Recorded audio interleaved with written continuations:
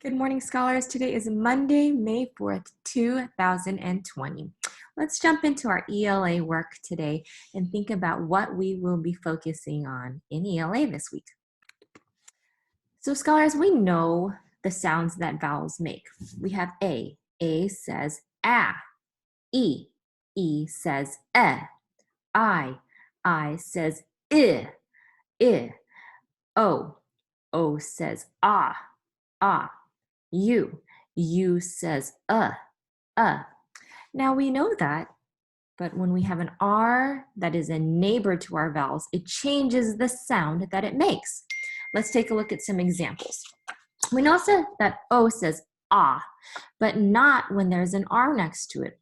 What does the word OR say? Or. So when we see an OR in words, it's going to say or. The O won't make the ah sound that we're used to. Let's chop up the word fork to see what that sounds like in a word. Or fork. Let's look at a couple other examples. Or forget. Or corn. Or fort. So we can see that the O sound, when it's followed by an R, is going to make the sound or. Whenever we see or in a word, OR, that will make the sound or. Now, what about if we see an AR? We know an A says ah, but not when there's an R after it. It says R. So let's try that out. Cart.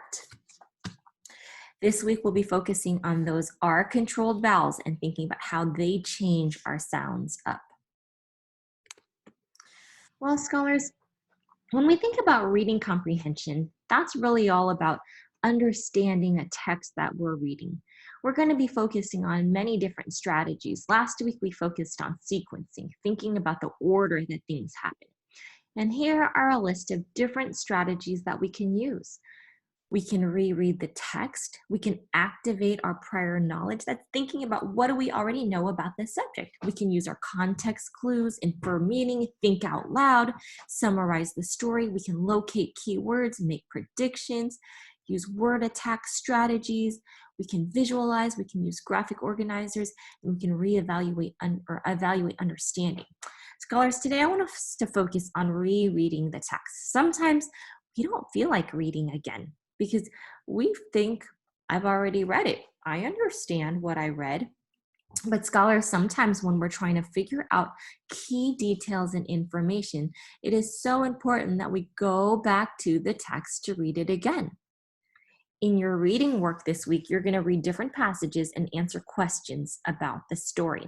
It's very important that you go back to reread the text, because there might be times you heard this story or you read this story, but remembering those details, sometimes we forget them. We have to go back and check. What was it that I read, and what did that part of this story tell me? Scholars, now this week in our language and our writing, we're going to be focusing on action verbs. Action verbs are an action that someone does, so that's why they're called action verbs. So you got to think, when you're looking at a sentence, what is the thing the person is doing? We can use words like walk. See how it's an action? It's something someone's doing. Run, ride, sit down, stand up, fight, laugh, read, play, listen, cry, think, sing, watch TV, dance, turn on, turn off, win, write, open, close, sleep, throw away, cut, fly, give, jump, eat, drink, cook, wash, talk, push, pull, climb, wait. Guys, that's only a short list of the things that we can do. So we're going to be focusing this week on how we can use the strongest verb possible. When I think of action verbs, should get a picture in my head of somebody doing something. So let's think about doing something like the word walk. Now, if you have a picture in your head of me walking, and I just said Miss Mosley is walking. Well, that's one thing. Now, what if I told you, instead of walking, I told you that I was hopping? Now, that's a different picture. We want to make sure that we use the strongest verb that we can to help our reader get a picture in their head. And that is this week's ELA work. Happy learning!